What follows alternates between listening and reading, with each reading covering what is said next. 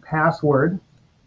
So you can go ahead and test out Bruce after we're done, or you can turn it on while we make the presentation if you want to sort of follow some of the things that we're doing to give you a better sense of how the software is working and the performance. So both you and Ashley should have received a login and password from Mark about maybe 20 minutes ago. Yeah, we saw that. Got him. And I'll probably just watch along just so that I'm not getting confused, but we're definitely looking forward to kind of going around it after the presentation. Great. Okay, so I think what we're going to do is we sort of did the fast roll call in terms of all the participants, and most of us know each other from the last few calls. But what I'd like to do is just kind of go to the PowerPoint and talk about the objectives and the discussion of the user features and your goals, and make sure we're all on the same page. I think now we're on version 170 something of the software, so there's been a lot of changes. I find it looks a lot different, and there's a lot more features, and there's just a lot more you can do on it.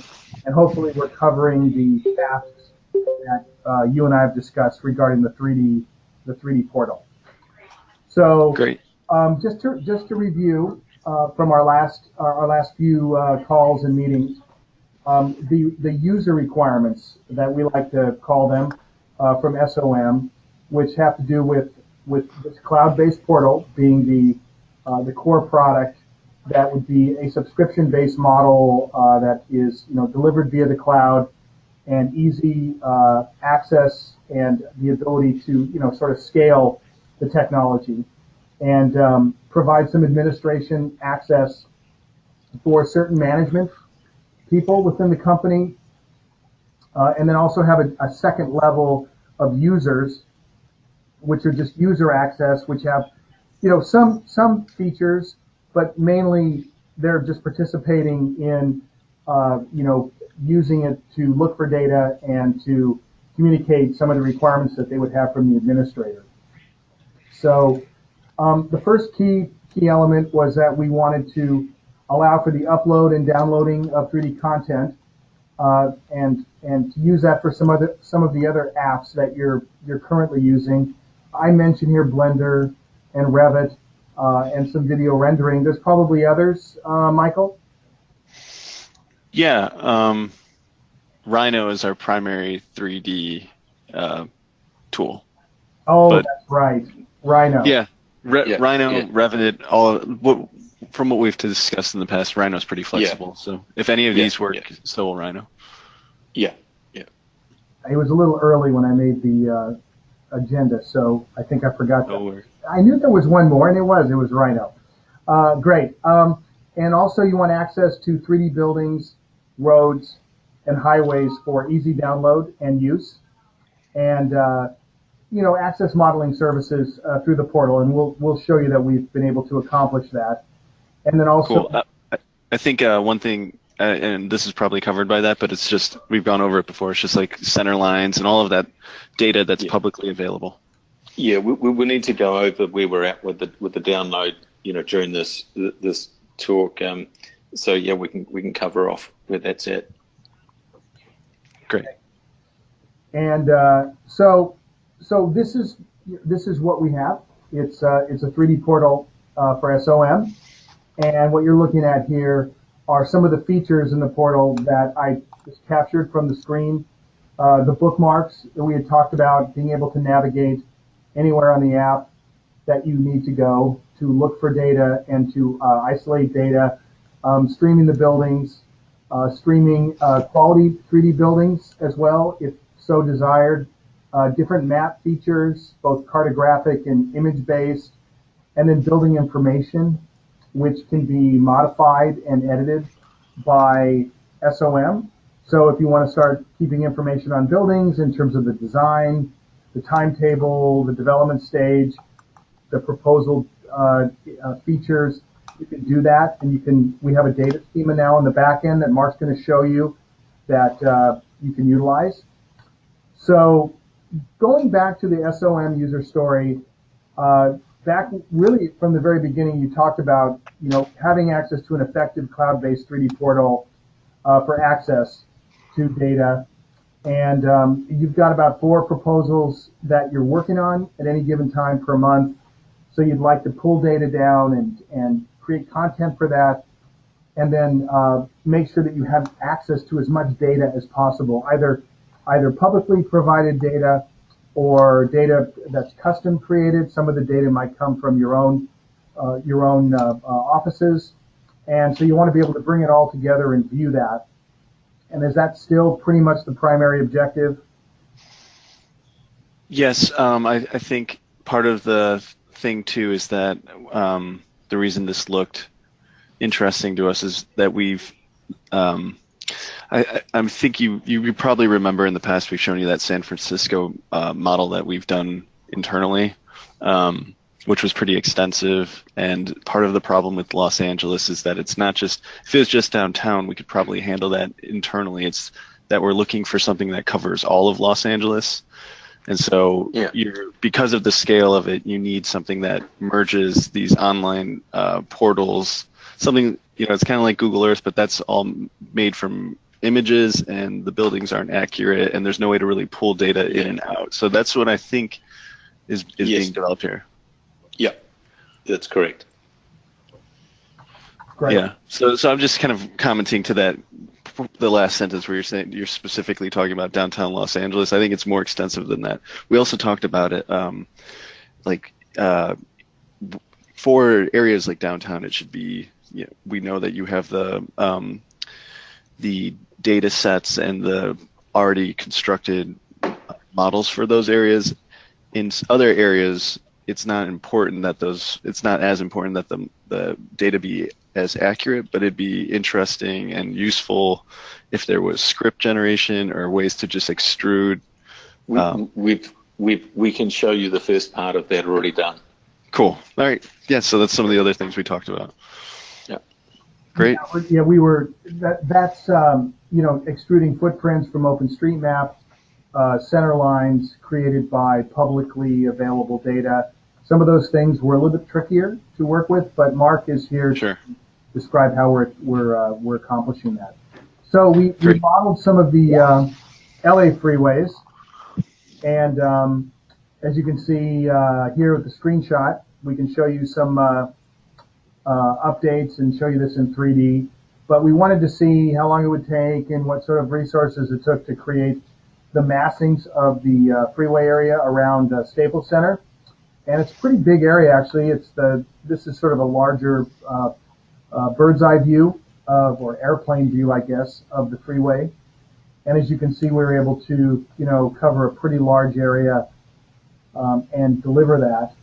So we can approximate that we can probably build all the freeways in Los Angeles at a pretty reasonable cost.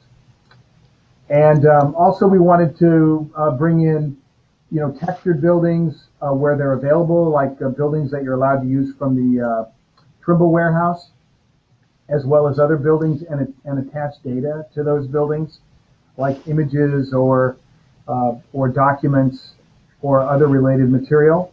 And so we've been able to accomplish that. And this is, of course, City Hall. We got this data from the Trimble warehouse, license free. So you're allowed to use that data whenever you want. So if you want to source that going forward, you can go ahead and look that up. And there's a lot of textured buildings that are available in the Los Angeles area. So it can be a resource, just another resource that Bruce ingests, as you had mentioned before about having access to all different types of data. So what I wanted to do was list some of the user features and discuss these features with you, Michael, and Nasis and Ashley. And if you want to make comments on it, what I wanted to do is just break it down into the administrator tasks, which is everything, and then the user tasks, which we can also change. We can change those user functions, obviously, in certain ways, and then just sort of blend it in with the priorities that you had shared with us to make sure that we're covering some of those user features. So if you could take a look at this, and maybe you can ask questions, or we can discuss some of these elements before we go into the software.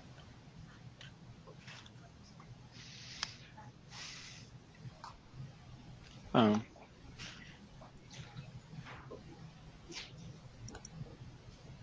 Okay. So the red is like, building add and building view. Obviously, okay. the username and login. You want DTMs, as we discussed before, and you want to be able to turn layers on and off. Are there priorities that should be marked that are as important as some of the things that are marked, or are there things that are marked that shouldn't be as important? I think this is kind of a lot to look at right here, and so maybe we just see how it's. We could. I think if we have this deck after we see the presentation, we can internally look at this and let you know. I think that would be. I think that would be, ideal to take a look, start asking some questions. I think from today, we just want to cover and make sure we've got it. But I think what we need to do is set up a follow-up call, probably, in a week or less, just to go over, once we've absorbed what we've said today, and then review, and finalize based on. That sounds good to us, I think. I mean,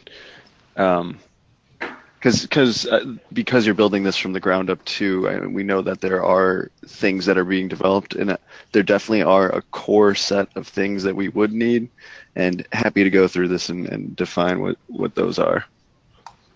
Yeah, great. Okay. So yeah, there'll be a test after. I'm just kidding. I just wanted to try to list everything. We've been sort of dreaming these things, so we've been looking at it for quite a while. Just to get over, I'll talk a little bit about the LA database. The one we've talked about has 13,000 buildings. And by the way, I did send this PDF to you as well as the agenda, so you'll have that email in your inbox. Great. Yeah, I think we've received that. Yeah, and so here's like the broader map in a cartographic view, just to kind of give you an idea of what it all looks like.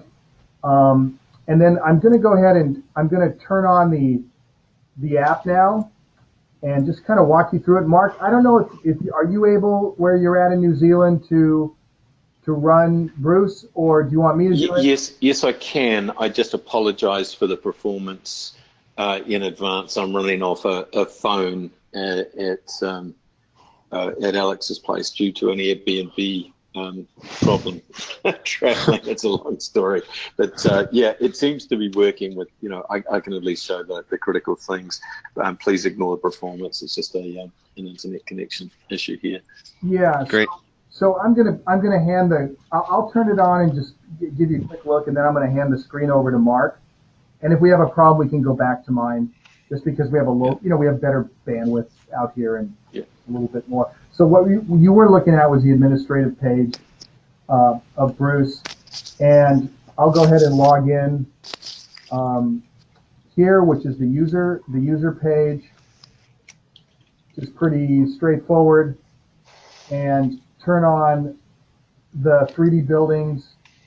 I'll turn on the freeway, and I'll bring you to Los Angeles and show you exactly how the data looks, just sort of in a live feed. It's a little bit slower with, obviously it's a little bit slower with GoToMeeting, but you can still sort of get a feel for the total database as well as the freeway roads that we created. And I'll zoom in here and show that. And quick question, is terrain turned on here? Yes. I believe it is, yeah. And if you were to turn terrain off or on, does that road adjust accordingly? No, the terrain, the objects will be snapped, are all snapped to the ground. So the buildings, the road. So if you turn the terrain on, there's currently an issue with the cesium that it's a pure ellipsoid. So if you go down to WGS 84, you'll find inaccuracies with the way that the buildings will tend to float above the ground, that sort of thing, depending on the data set. Okay. Well, the buildings, so it's best to have those. I was just curious if with this large model, the freeway model, if you were able to just curious if that also snapped to the terrain. It does. It has an absolute height, but it was modelled against the terrain in the first place. So, given that it's horizontally large, it's going to have quite significant variations in terrain, in actual height. So yeah, it's going to get it wrong if you've just got a flat ellipsoid that it's trying to snap to. It'll look wrong. Okay. Well, yeah. Well, typically we would be doing it with terrain on. Yeah. And if the buildings are off by small amounts, we're always dealing with some inaccuracy when we, model very accurate portions of the site.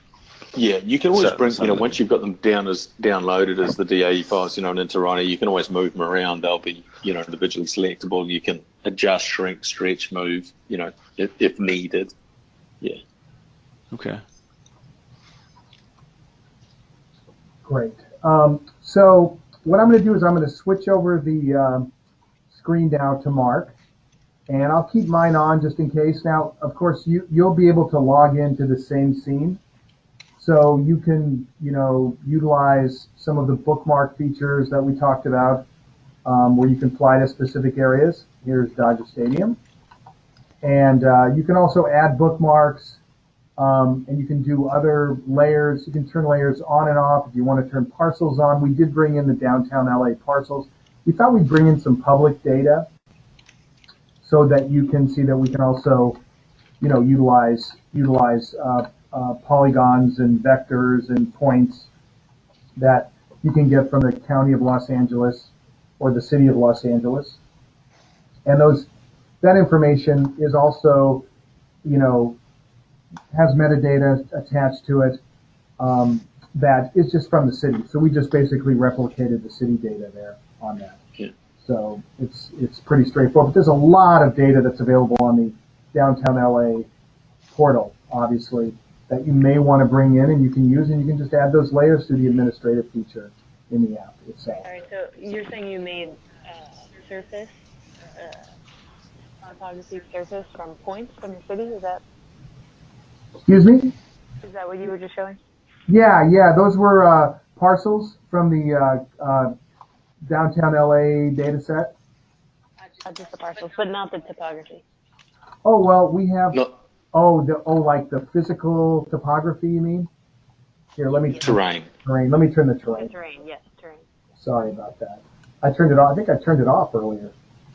No, you got it. It's on. So yeah, we've talked about this in previous discussions. So the terrain is shown here, and one of the things we're asking about is if there's a way to select a portion of this and then have it extract a surface based on the topography. Yeah. Right? Yes, there is. We haven't completed. We're still furiously finishing up the whole download capability, and we'll have a lot to show within a week. I hope to show you a bit more today on that. But the terrain will be second. The first will be Cyber City buildings. The second will be extruded buildings. The third will be road center, or in fact any 2D geometry that we can get in, which is road center lines. And I've found street outlines to Los Angeles and so forth. And after that will be terrain. Download, and then after that will be terrain with texture maps. So there's a sort of an order of work, but we've just got to finish off the base part first. And it's taken slightly longer than we hoped, but we're almost there. Great. Okay. So let me hand this off to Mark. Okay. 1 second. Let me see. Wait a minute. Oh, so I've got to share my screen. Yeah. I'm looking for you. Okay. I sent a request to share my screen. Mark Thomas? Is it Mark Thomas or Mark? There's two Marks there. Oh, there's probably... good question. Well, Mark, we can see you now. Hello. It's you don't want to see that. Let me turn that off. Okay, I think we've got your screen now, Mark. Or we've got your video. I don't know if we have your screen. Oh yeah, we're on. Yeah. We're good. Yeah, you got it. What we're looking at here is, in fact, I'll turn that off. We'll turn this on. So this is the new UI. It's actually under a, you can see it says -uat.net up there. What that is, guys, is that's our internal development. It's not particularly fascinating, but it's what we have due for release, before we actually publish it to production, which goes to the full, Amazon server. So it's an internal kind of, test area. So this is the Cyber City model that we have. But what we've done is also add the 2D footprints in here. Now, as it happens, we operate metric, and it turns out that the height value was in feet, not meters. So everything is 3 times taller than it should be. An easy fix, and we'll get that sorted out very quickly. But the point here is that we are extruding the footprints based on height in here, and that every object is in fact genuinely a building if need be. And we're in the process of we have this footprint data for Greater Los Angeles, for the whole of Greater area. So I think as much as you'll need there, and in fact working on doing this globally, of course, as well.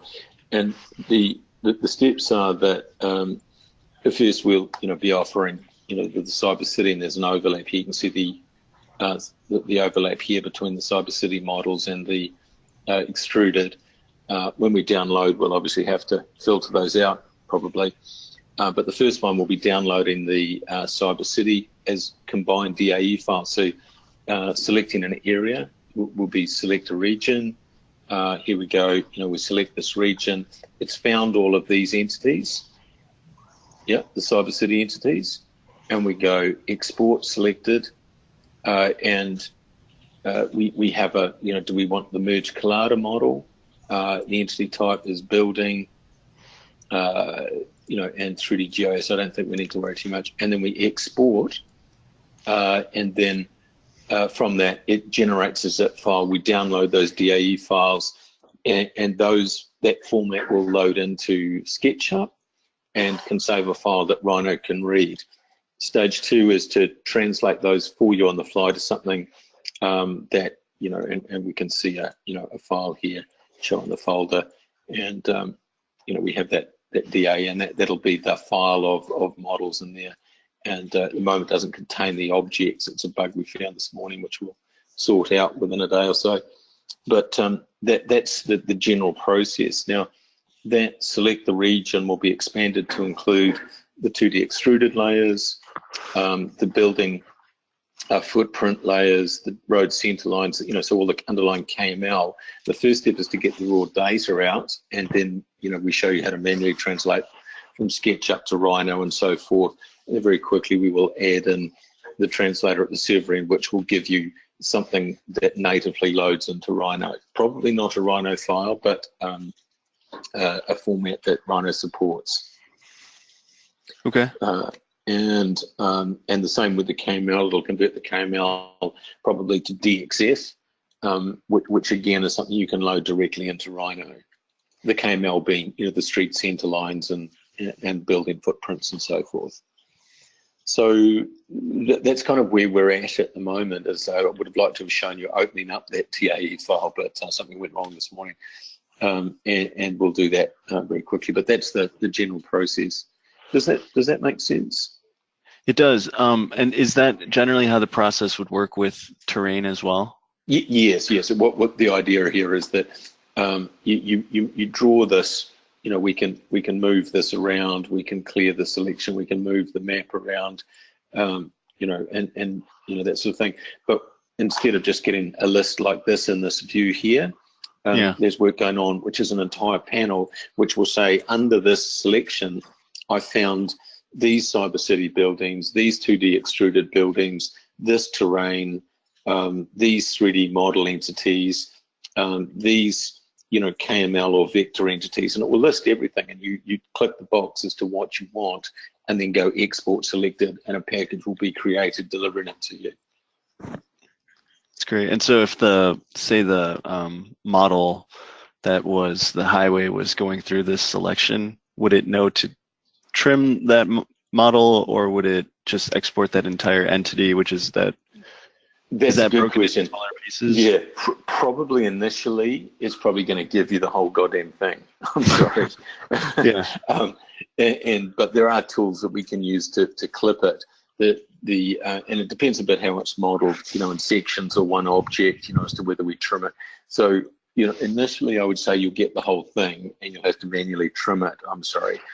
In future, we'll actually be able to add to the server tools what's called Boolean operations, which will trim, the terrain and trim the, any objects to the exact, outline. So, for example, it's likely that when you first get terrain, you'll get what's called a tile or 3 or 4 tiles, which might be quite a lot larger than the area selected.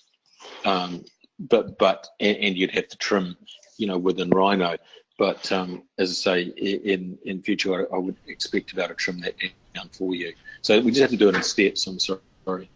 Yeah, no, that's fine. I'm just often I'm always asking to try and figure out how the data is being, used and things like that. How it's basically what you're developing so far is managing the data sets visually and then being able to export them into the models, the DAE models.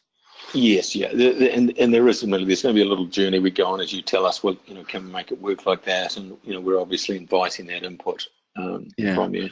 And so here, what I see entities, we're building footprints and parcels and site boundaries.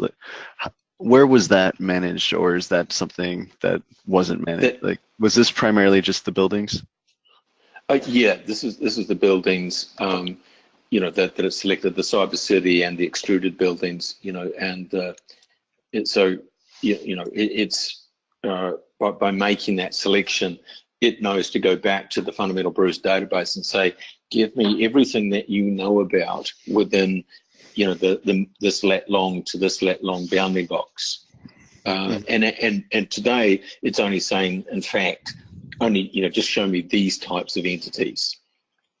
Because those are the only ones that we can gather together and download today, which is the Cyber City 3D buildings. Right. So as as that grows to support the 2D footprints, the 2D extruded models, the KML data, and so on, though all of those will be found. So it outgrows the selected entity display, outgrows that view on the left. And so we need to have, a big pane here, which, you can filter, and it has universal use, in terms of selecting things. And there'll be a download all, or just to select the ones that you want to download for that region, and it will download, just those things. So we're just doing it in, an entity class at a time, if you like. Got it. And one thing we could do, Mark, I was wondering if we could break the highway up into pieces rather than having one giant long piece. Yes. Better and be easier to manage. We could just call it section, 1A, 1B, 1C. We could have a name for it. It's no problem. Where the cross, all that kind of stuff. Yeah. If it's modeled in sections, then it will own, that we'll use that window as what's called a crossing window rather than, a total. And the crossing window means get everything that crosses inside this box. So even if we don't select the whole piece of we'll get, the 2 pieces of freeway that might be, crossing that box. And then you'll have the trim will be the first step. But certainly, yeah, if you model the freeways in chunk size pieces, and treat each section, as its own, piece of geometry joined together, then that's fine. It's just it's from a data, management point of view. In future, also have to think about, well, in fact, it's just one freeway, but it has multiple pieces. So there's some watch outs, but I don't think they need to be of concern at this point. Yeah. If that whole highway is exported, it's not a big deal. Okay, yeah, we'd like to make it neater. I mean, this has to, keep being polished into the perfect system, but that'll take some time with, users using it and giving us feedback. Yeah, Michael. So Great. Now, there's a lot of other features. Mark, maybe it makes sense to show them the administrative back end, just to kind of show you how we organize. Maybe just a quick review of things here. So to that, you'll notice again, when we select on a building, whether it's a cyber city building or whatever it is, that we have a data model behind every object. So this, you'll see here, it has an address, an energy rating, or it's got, these are all fields about the building that we think someone might care about. And we also have, we'll come back to relationships. We have media, so there is no photos, but if you just drag and drop photos, images, videos that are related to this building into this space here, it uploads them, and we'll go and we'll show some examples there. If we go to attachments, then we see attachments. In fact, what I might do is just go to an actual admin interface. Would you use? Sorry, it's EdgyGeo. So excuse this slightly technical introduction here. I'll just take a step back. So we have the concept of entity types, which could be a building, it could be a freeway, it could be a router, it could be a fence, it could be a piece of terrain, whatever it is. And so we say building, and then we have what's called a data schema. And you can add to this data schema, you can add and subtract or tell us to do it for you. And we store all the information that you care about for a building, or that you think your customers might care about for a building. Its rating, its total volume, whatever those numbers are. And we can import data from, you might have spreadsheets of data about buildings. We can bring that in and build the schema, or actually add to the data here. So when we show a cyber city building, we can say, for every cyber city building, make it one of these buildings. Does that make sense? Yes. Yeah. And then for every building, we have an LOD category. We can say, for this building that we're making, I can have 2D vector representations of it. I can have 3D models of it. I can have virtual reality versions of it. I can have BIM models of it, and so on and so forth. And so that there's many different visual proxies for that building that we might be able to either display or make available for download. Yeah, that makes sense. Yeah, and so this gives you an idea of the base that we're building on, that it's more about UI, how would you like to deal with this underlying ability to really manage things in quite good depth. And then we go, well, okay, so once we have these buildings and things, we have the actual entities, so we may have brought them in. So let's have a look at all of the buildings. And we apply that, and we see the filter, and we see that we have all of these buildings. And if we click on one building, every building gets its barcode. It has levels of detail representations. Nothing for that one, except this one's, yeah. So this one has, 3 levels of detail. So if I click on the top one, we have a look, and it will just show me the isolated, building in this case, which is a building in Irvine, California. So this is the model here that represents, the highest level of detail for that.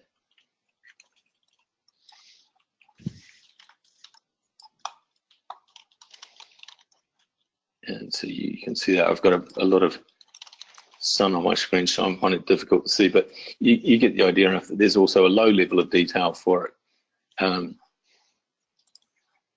So what this can be used to do is to create different, presentations of, reasonably good quality. If you go through a process, you can have reasonably high quality graphics in the season. So as we do that, and then we have attachments we can put onto it. So there's all these documents and photos, and that's what we actually do to just when we drag and drop, it creates these things. it gives you, so you start creating it's kind of like a visual Dropbox concept there. We also have relationships. We can build it, we can say this building is contained in this parcel, or this parcel contains this building or buildings. So that there's a way to handle the fact that, things are related to each other. They're not the same, but they're related to each other. And then ultimately we have, project views. So we go down here to Los Angeles demo, we look and see the view menu, and we see the menus that we just saw before, on Kevin's screen. And if we look at what they mean, we say LA City, well, that's a group of cyber city models representing Los Angeles, or wherever. The parcels,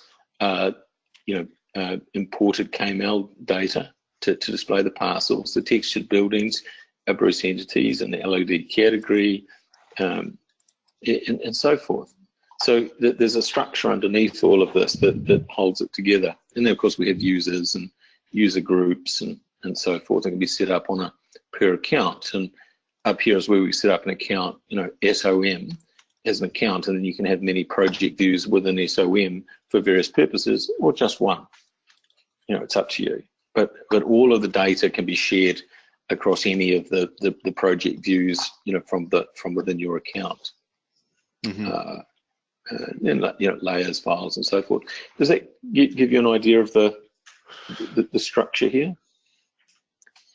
Yeah, it does. It's definitely a little bit in the weeds, but it's nice to know that the flexibility is there. Yeah, it's a way of encouraging you to say, look, could we do this or that? And there's a very good chance we can say yes. And you can choose to get into the weeds at this level, or simply ask us to do it.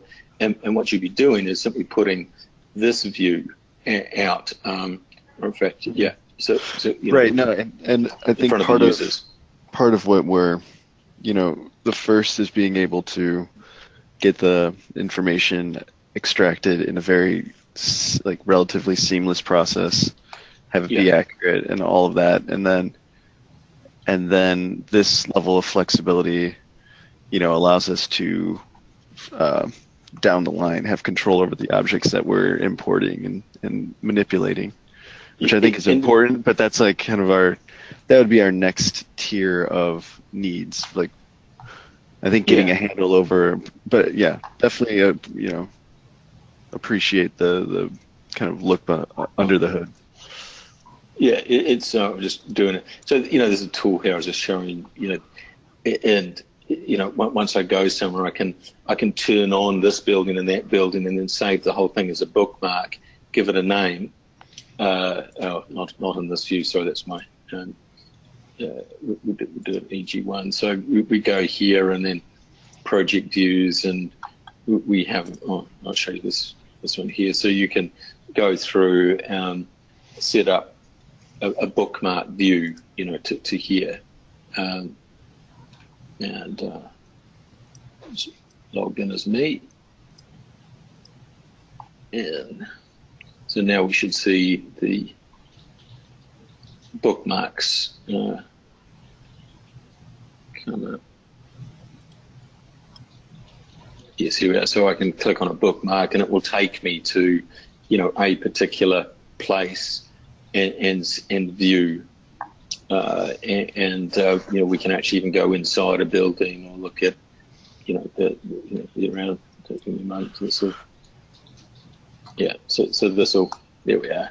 So we can go into a building and click on it and get all the data, the photo, the media, the related information, the media, the attachments. Look at the full BIM model as a Revit file, a VDS file, and so drill down to the full information, as a BIM model. So you can sort of start tying together. It can potentially be a delivery package that you could send out this URL to a customer saying, here's the delivered project, so to speak. This is the full BIM model of that building. And, when we click on things, we get down to that, Revit level of detail. Yeah, Michael, I think the point of some of this demo here is to show you that we can scale. When, originally when we had the big roundtable meeting at your offices, this was before your move. you had mentioned that you want to accumulate data on buildings long term, and this allows you to do that. Basically, you can start, if you want to make this a complete data repository, you can do that. It enhances the organization.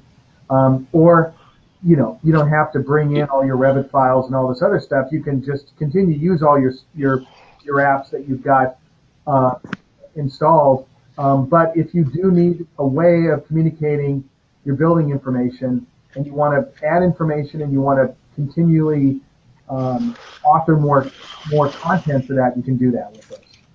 Yeah, you can bring what you've done in Rhino and put it back into this geospatial context and build a simple little 3D PowerPoint that's fully geospatial.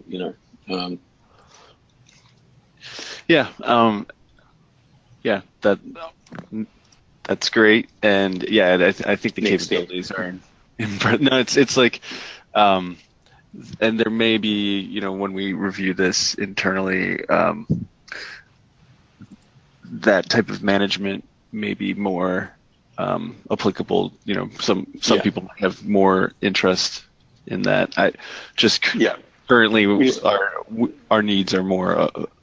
We need to solve that. We've got to come back. We just need to make sure that we get that download, thing finished for you as quick as possible. But it's good to see how much it scales. Yeah. Oh yeah. So Michael, what we'd like to do is we've set up a couple of accounts for you and Ashley. If there's anybody else in the organization that wants to sort of test drive the software, I'm happy to come down and sit with you, and you can turn it on and start using it, or you can just call me. You can turn it on and just call me, and if you have any questions, we can sort of show you. You can show it around the office, show the basic features. And I put together a quote, because I know you had asked about that earlier, about how much is an administrative license, just a plain user license, what are the modeling costs. So all that is included in the PowerPoint, so you have all that information. And, Great. There's a lot to digest here, and I didn't, if we had 3 hours, we could really walk you through everything, and it's not to be today. But what we can do is take you through the steps of actually getting to a point where you say, hey, we've got a minimum viable functional product now, we're ready to go. The buildings are already done. The buildings are already available. If you want those now, you can have them now. Or if you want to wait and see how the software goes, we can wait for that. We're very flexible, and we want to do what's right with your organization. We know how important it is for us to have a good relationship with SOM. And so whatever else we can do to make the experience productive and useful, you let us know. Great. My recommendation as far as, browsing around and using it would be just wait perhaps until we tell you that the download is working, and then, walk through it. So we do it in one hit. So if you can be patient for a few more days yet, that would probably be best. And then we can show you the actual, at least download working with one of the sets of data being the Cyber City 3D in Los Angeles. I think that would be necessary for us because, we want to look at it internally and kind of weigh that with the costs and all of that. So let us know, and we'll dive in. Okay, terrific. Excellent. Okay, so I think we're good. Thanks so much for your time, everybody over at SOM and everybody in New Zealand.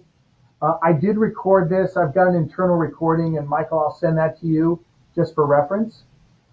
So let's stay in touch, and we'll have the downloadable feature ready, and you've got the logins, and so you'll be able to test it. Perfect. Thanks, everyone. Yeah, that's great. All right, thanks a lot. Bye-bye. Thanks, everyone. Okay, bye. Bye. Thank you.